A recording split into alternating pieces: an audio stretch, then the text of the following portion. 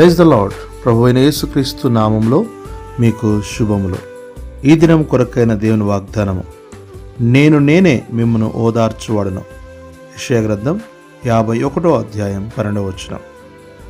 దేవుని ప్రజల విషయంలో నాట నుండి నేటి వరకు దేవుడే ఓదార్చుచున్నాడు.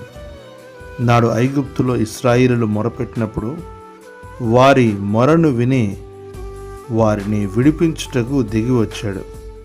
పాలు తేనెలు ప్రవహించు దేశంలో దేవునికి విరోధముగా జీవించిన వారిని బబులోను చెరకు అప్పగించిన దేవుడు మరలా వారిని సమకూర్చి వారిని ఓదార్చాడు. నేడును దేవుని సంఘము ఎన్నో ప్రతికూలమైన పరిస్థితులను ఎదుర్కొనవలసి వస్తుంది. ఈ పరిస్థితుల్లో కూడా దేవుడు తన సంఘమును ఓదార్చుచున్నాడు. ఒకని తల్లి వారిని ఆదరించినట్లు నేడు మన ప్రభు మనలను ఓదార్చుచున్నాడు. ఈ మన కుటుంబాలలో కూడా ఎన్నో ప్రతికూలమైన పరిస్థితులు. ఇలాంటి పరిస్థితులలో కొందరు మనుషులు తమ స్వార్థము కొరకు మనలను ఓదార్చినట్లుగా నటించి చివరకు మనలను వంచిన వారై ఉంటారు.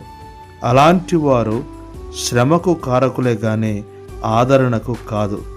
కాబట్టి మనుషుల ద్వారా కలిగే ఆదరణ కన్నా దేవుడు అనుగ్రహించే ఆదరణ ఎంతో గొప్పది.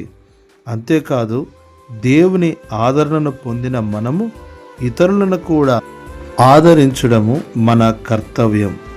అట్లు చేయనట్లు ప్రభు మనకు సహాయము చేయనుగాక. ఆమెన్.